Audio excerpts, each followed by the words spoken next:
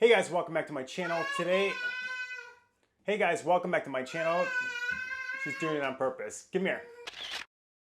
Hey guys, welcome back to my channel. Today, me and my little helper are looking at the rubber seal of a front load washing machine. This is the Electrolux. We've had this for about 18 months now, and the key to this, and the key to not having mold in this rubber seal, you'll see a lot of mold in rubber seals and things like that, is after every load, you leave the door open. Let it dry, let it have like air flow through it and things like that. You will not get that black mold on the inside of it. I have not wiped this down. I haven't done anything to it for 18 months.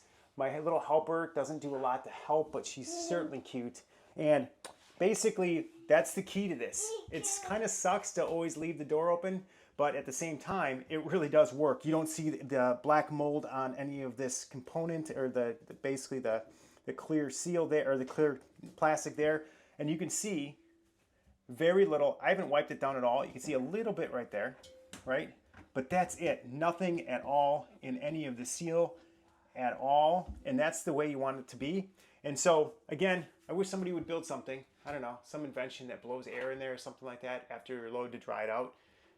If they do that, I should patent that. But at the end of the day, that's what we want to do. You want to keep this thing mold-free so your laundry smells clean and fresh at all times. So that's it. Subscribe to my channel. Super thanks, always welcome. Keep that door open. And if you have to clean it, I'll put a link in the description below to get it as clean as you possibly can with that mold without replacing the actual rubber gasket and seal for it. But that's it. Subscribe to our channel. Super thanks, always welcome.